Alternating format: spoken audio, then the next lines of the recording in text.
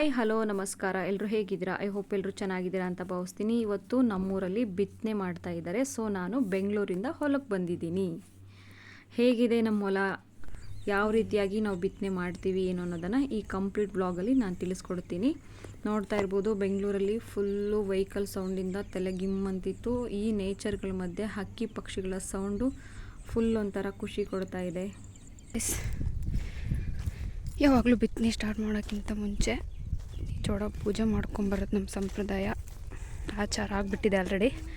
So ನಾನು ನಮ್ಮಮ್ಮ ನನ್ನ ತಂಗಿ ಪೂಜೆ ಮಾಡ್ಕೊಂಡು ಹೋಗೋಣ ಅಂತ ಬರ್ತಾಯಿದ್ದೀವಿ. ಇನ್ನು ಕೂಲರ್ ಬರ್ತಾ ಇದ್ದಾರೆ, ಅಂದವೇ ಪೂಜೆ ಮಾಡೋದು. ನೀವು ನಮ್ಮ ಚೋಡಮ್ಮ ದರ್ಶನ ತಗೊಳ್ಳಿ.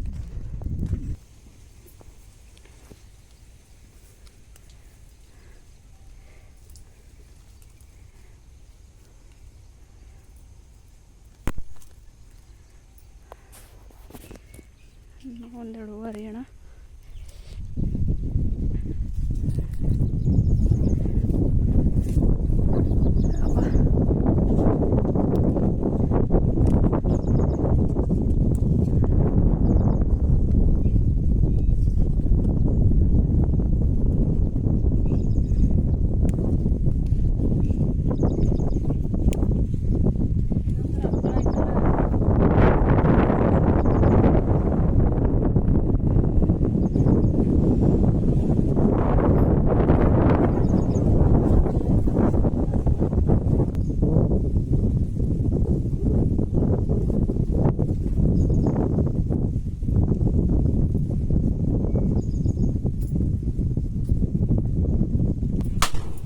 ಇದು ಚೌಡೇಶ್ವರಿ ದೇವಿ. ಪ್ರತಿಯೊಬ್ಬರು ಸಹ ಬಿತ್ತನೆ ಮಾಡೋಕ್ಕಿಂತ ಮುಂಚೆ ಇಲ್ಲಿ ಪೂಜೆ ಮಾಡ್ಕೊಂಡು ಹೋಗ್ತಾರೆ.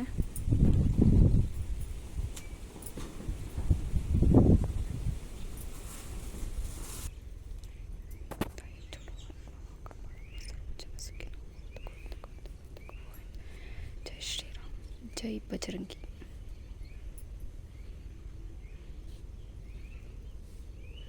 ಗಂಟೆ ಅಲ್ಲಡ್ಸ ಅಲ್ಲೇ ಐತಲ್ಲ, ಧೂಳ್ತ ಇಟ್ಟಲ್ಲ, ಅಲ್ಲೇ ಐತೆ ನೋಡು.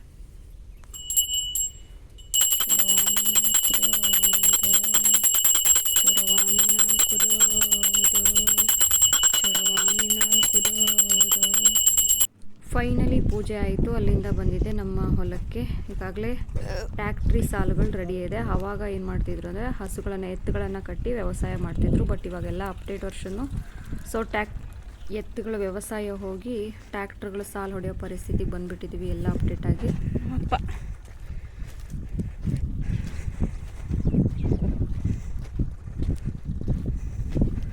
ಹೊಲ ಅಂದರೆ ಸ್ವಲ್ಪ ಜಾಸ್ತಿನೇ ಪ್ರೀತಿ. ಯಾರು ಕೈ ಬಿಟ್ಟರು ನನ್ನ ಭೂಮಿ ತಾಯಿ ಕೈ ಬಿಡಲ್ಲ ಅಂತ, ಏನೇ ಆದರೂ ಮಳೆ ಬಂದರು ಎಷ್ಟೇ ಆದರೂ ಭೂಮಿ ತಾಯಿ ಏನೇನು ಹಾಕ್ಬೇಕು ಅದನ್ನು ಬಿಡಲ್ಲ. ಇನ್ನು ನಮ್ಮಪ್ಪ ನಮ್ಮ ತಮ್ಮ ಗೊಬ್ಬರ ಹಾಕ್ತಾಯಿದ್ರೆ ನಾವೊಂದು 4-5 ಜನ ಮೆಕ್ಕೆಜೋಳ ಬಿತ್ತನೆ ಮಾಡ್ತಾಯಿದ್ದೀವಿ. ಮೆಕ್ಕೆಜೋಳ ಯಾವ ರೀತಿಯಾಗಿ ಅಂದರೆ 1-1.5 ಗೇಣಿಗೆ ಒಂದು ಮೆಕ್ಕೆಜೋಳ ಹಾಗೆ ಬಿತ್ತುತ್ತಾ ಇದ್ದೀವಿ. ಮೊದಲು ಟ್ಯಾಕ್ಟ್ರಿ ಓಡಿಸಿ ಮಣ್ಣನ್ನು ಹದ ಮಾಡಬೇಕು ಹೊಲನ. ಆಲ್ರೆಡಿ ನಮ್ಮ ಅಪ್ಪಾಜಿ ಒಂದು 2-3 ಸರಿ ಮಳೆ ಬಂದಾಗಲೇ 2-3 ಸರಿ ಟ್ಯಾಕ್ಟ್ರಿ ಓಡಿಸಿದ್ದು. ಕಂಟಿಮೀಟ್ರು ಅಂತಾರೆ. ನನಗೆ ಅಷ್ಟೊಂದು ಅದ್ರ ಬಗ್ಗೆ ಗೊತ್ತಿಲ್ಲ, ನನಗೇನು ಅಷ್ಟೊಂದು ಗೊತ್ತಿಲ್ಲ ಅದ್ರ ಬಗ್ಗೆ. ಬಟ್ ಸ್ವಲ್ಪ ಗೊತ್ತು, ಯಾಕೆ ಹೇಳಿ ರೈತರ ಮಕ್ಕಳೆಲ್ಲ. ಅದಕ್ಕೆ ನೋಡ್ತಾ ಇರ್ಬೋದು ಯಾವ ರೀತಿಯಾಗಿ ಮೆಕ್ಕೆಜೋಳನ ಹಾಕ್ತಾ ಇದ್ದಾರೆ ಅಂತ. ಇದು ಒಂದು ಕಂಡು. ಸೊ ಬರೀ ನಾನು ವಿಡಿಯೋ ಮಾಡ್ತಾ ಇದ್ದೀನಿ ಅಂತ ಮಾತಾಡ್ಕೊಬೇಡಿ. ನಾನು ಇನ್ನೊಂದು ಅಲ್ಲಿದೆ ಮೆಕ್ಕೆಜೋಳ ಹಾಕ್ತೀನಿ. ಅವೆರಡು ಹೊಲ ತೋರಿಸ್ಕೊಂಡಲ್ಲ, ಅವೆರಡು ನಮ್ಮದೇ. ಫಸ್ಟ್ ಇದನ್ನು ಆದಮೇಲೆ ಆ 2 ಹೊಲಕ್ಕೂ ಹೋಗಬೇಕು. ಒಟ್ಟಿಗೊತ್ತು ನಾವು 3 ಹೊಲ ಬಿತ್ತನೆ ಮಾಡಲೇಬೇಕು ಅಂತ ಒಟ್ಟು ಟೋಟಲ್ 9ರಿಂದ 10 ಜನ ಬಂದಿದ್ದೀವಿ. ಮುಖವನ್ನು ತೋರಿಸಿ ಹೋಗು. ಇವತ್ತು ನೋಡ್ತಾ ಇರ್ಬೋದು. ನಾವು ಸ್ವಲ್ಪ ಮೆಕ್ಕೆಜೋಳ ಹಾಕುವ ಬನ್ನಿ.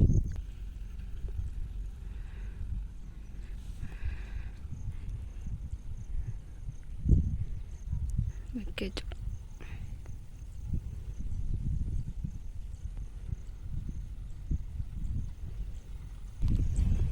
ಒಬ್ಬರು ಆಲ್ರೆಡಿ ಕೈ ಹಿಡ್ಕೊಂಡ್ಬಿಟ್ಟಿದ್ದಾರೆ.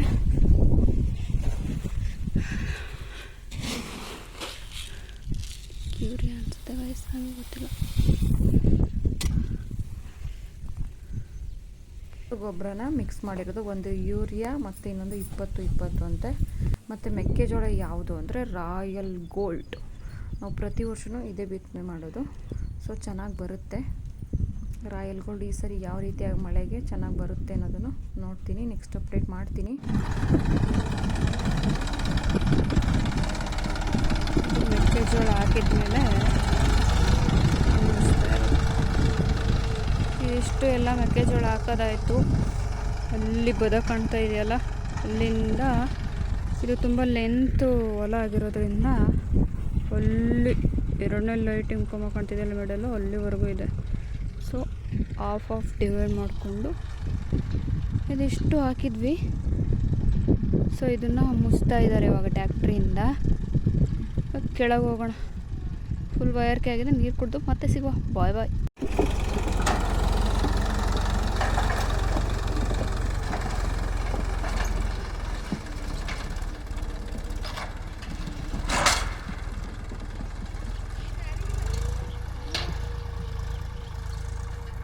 ಇದು ಮೇಲ್ಗಡೆ ಹೊಲ. ಇನ್ನು ಒಂದು ಹೊಲ ಕೊನೆಗೂ ಮುಗೀತು, ಇನ್ನು 2 ಹೊಲ ಇದೆ. ಎಲ್ಲ ಅಲ್ಲಿಗೆ ಹೋಗ್ತಾ ಇದ್ದೀವಿ.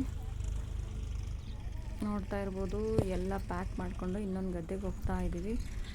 ಈ ಕಡೆ ನನ್ನ ತಮ್ಮ. ಕೆಲಸ ಜೋರಾಯ್ತು ನೋಡಪ್ಪ. ಓಕೆ, ಅಯ್ಯೋ ದೇವರೇ ಪರವಾಗಿಲ್ಲ.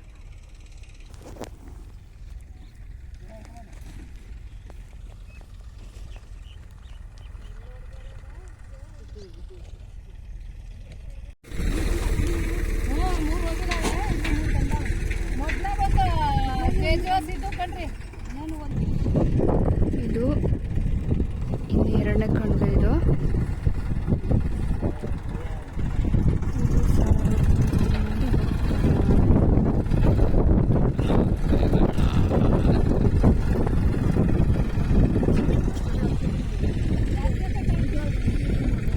ಈ ಕಂಡಾದ್ಮೇಲೆ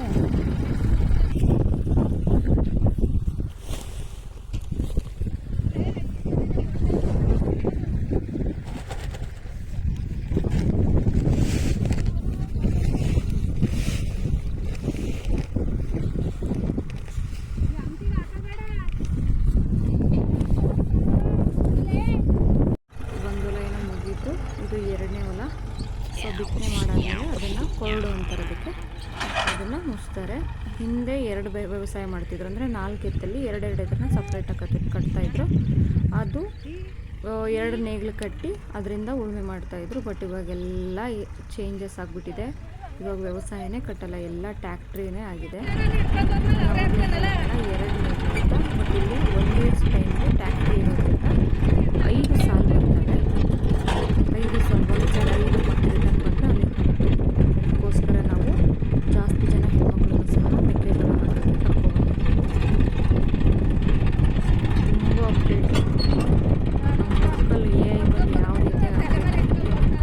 ಇವಾಗಿನ ವ್ಯವಸಾಯದಲ್ಲಿ ಟ್ಯಾಕ್ಟ್ರಿ ಟಿಲ್ಲರು ಇರೋ ಎಲ್ಲ ಬಂದಿದ್ದಾವೆ. ಅದರಿಂದಲೇ ನಾವು ನೇಗಿಲು ಎಡೆಕೊಂಡೆ ಹೊಡೆಯೋದು, ಅದೇನೇನೋ ವ್ಯವಸಾಯದ ಸಲಕರಣೆಗಳೆಲ್ಲ ಮಾಯವಾಗಿವೆ.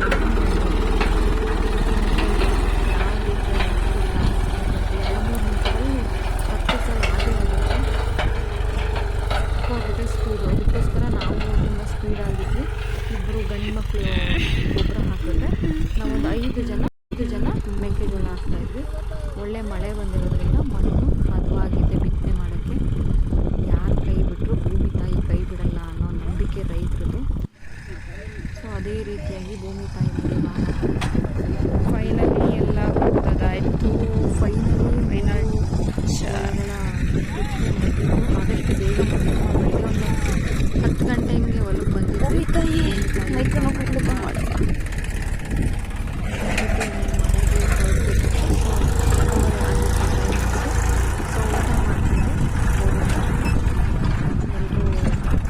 ರೆಡಿ ಆದರು.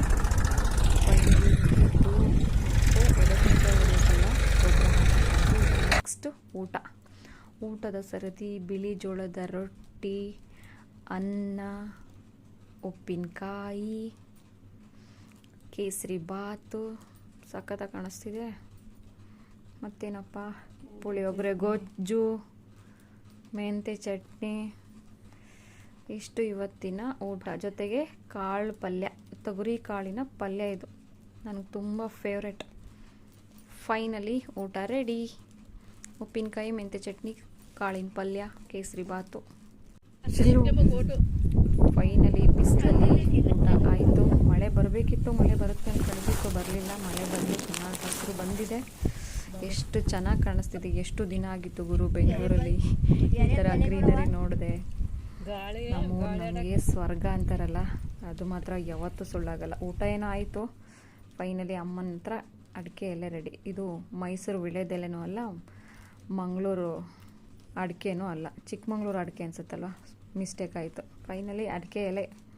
ಆಹಾ, ಒಳ್ಳೆ ಊಟ. ಹೊಲದಲ್ಲಿ ಊಟ ಮಾಡೋದೇ ಒಂದು ಸ್ವರ್ಗ ಗುರು. ಎಷ್ಟು ಚೆನ್ನಾಗಿ ಅನಿಸುತ್ತೆ. ಮನೇಲಿ ಒಂದು ರೊಟ್ಟಿ ತಿಂತೀವಿ, ಬಟ್ ಇಲ್ಲಿ 2 3 ತಣ್ಣ